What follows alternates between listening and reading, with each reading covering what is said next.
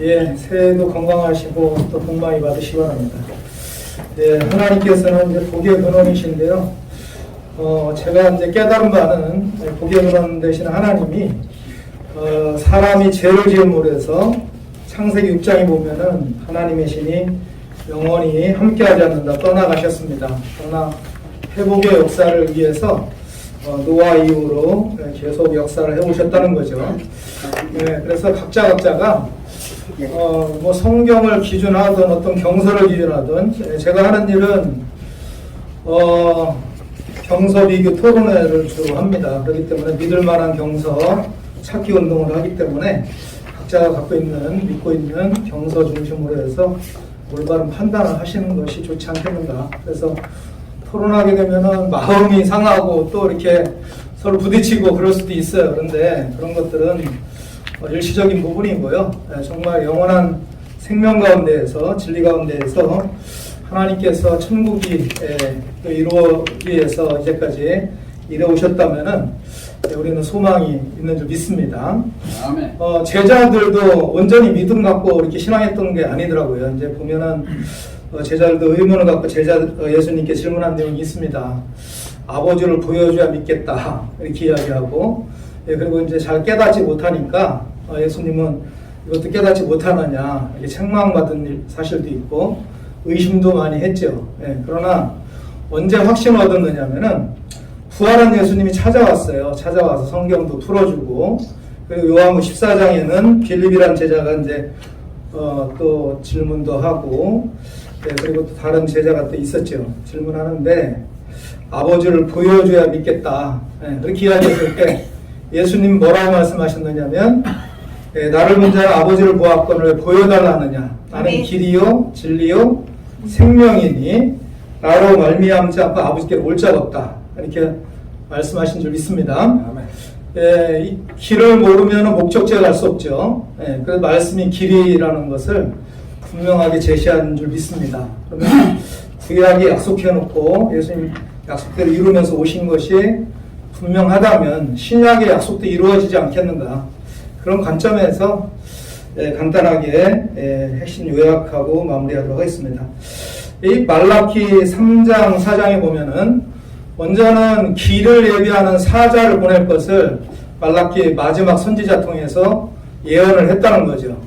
이것이 약 400년 전의 예언인데 400년 동안은 선지자가 없었죠. 그래서 암흑시대라고 하는데, 그죠? 캄캄한 밤길이나 마찬가지입니다. 그 가운데 이제 빛이 하나 펴졌는데 요한복음 5장에 보니까 35절 이하에 켜서 비치는 등불이다. 그 사람이 바로 세례 요한이었다는 거죠. 일시 그 밑에 있기를 즐기했다.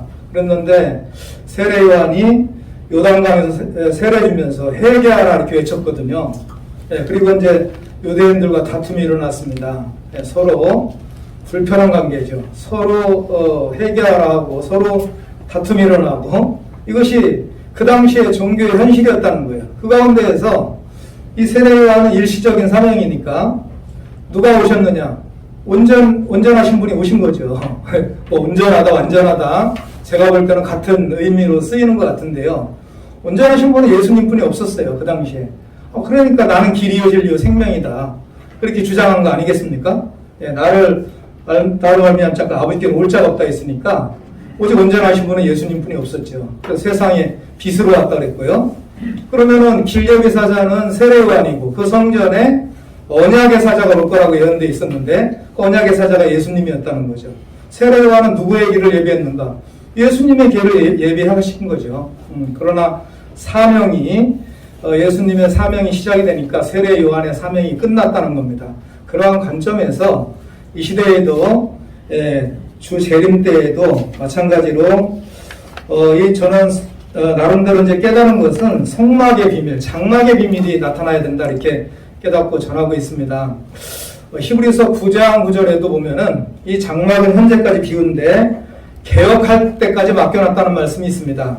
그 개혁된 성막은 세례 요한과 예수님으로 나타났다는 거예요. 세례 요한은 성소의 입장이었고 예수님은 지성소의 입장에서 나타났다는 겁니다. 그것이 개혁된 성막이었고 모세 성막은 하나의 그림자로서 모세 때부터 예수님 때까지 그 장막이라고 하는 것을 지어놓고 거기에서 이스라엘 백성들이 제사를 드려왔다는 겁니다. 그런 내용이 히브리서 9장에 잘 기록되어 있습니다.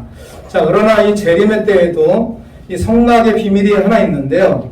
계시록 11장 2절에도 거룩한 성 방마당에 이방인이 들어와서 42달 동안 짓밟는 사건이 있다는 거예요. 이것이 재림 때에 길레비 장막의 비밀이고 또 예수님 오른손에 7별 7금초대의 장막의 비밀이다. 저는 그렇게 깨닫고 전하고 있습니다. 그래서 예수님 오른손에서 7별이 떨어졌기 때문에 회개의 편지를 계시록 2장 3장에 회개하고 니골라당과 싸워서 이기라. 이기면 12가지 복 주겠다.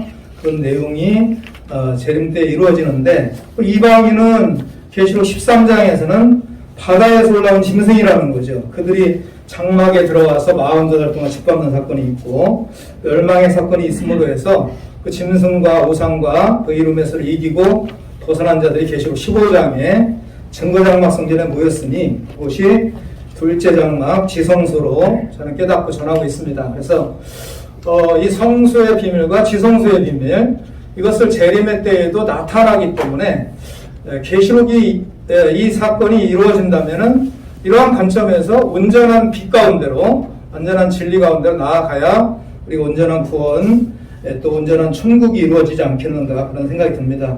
각자가 성경 중심으로 해서 경서 중심으로 해서 올바른 판단하셔서 모두가 소망하는 나라 천국에 들어가시기를 주님의 이름으로 기원을 드립니다. 감사합니다.